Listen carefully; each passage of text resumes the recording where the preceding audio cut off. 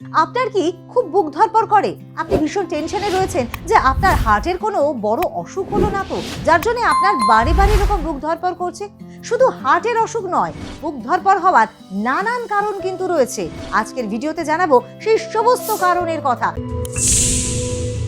আপনি প্রচুর পরিমাণে ক্যাফেইন যদি খেয়ে ফেলেন, অর্থাৎ চা এবং কফি প্রচুর মাত্রায় খাচ্ছেন, আপনার হার্ট রেট কিন্তু বেড়ে যায়, আর সে কারণেই আপনার বুক ধড়ফড় হতেই পারে। আপনার প্রচুর পরিমাণে স্ট্রেস রয়েছে, আপনি ভীষণভাবে টেনশন করছেন, প্রচন্ড মানসিক দুশ্চিন্তা আপনাকে ঘিরে ধরেছে, আর সে কারণেও কিন্তু আপনার হার্ট রেট বেড়ে যেতে পারে।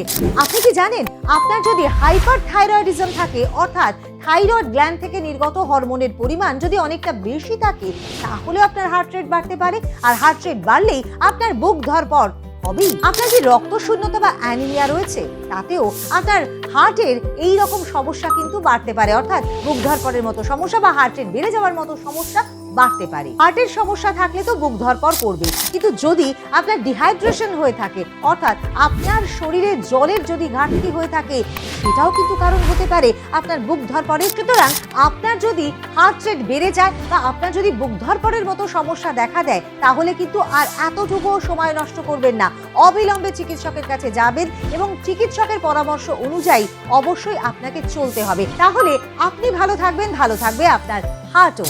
আর হেলথ প্লাসের ভিডিও থাকা মানেই আপনারা কিন্তু স্বাস্থ্য সম্পর্কে সচেতন হতে পারবেন।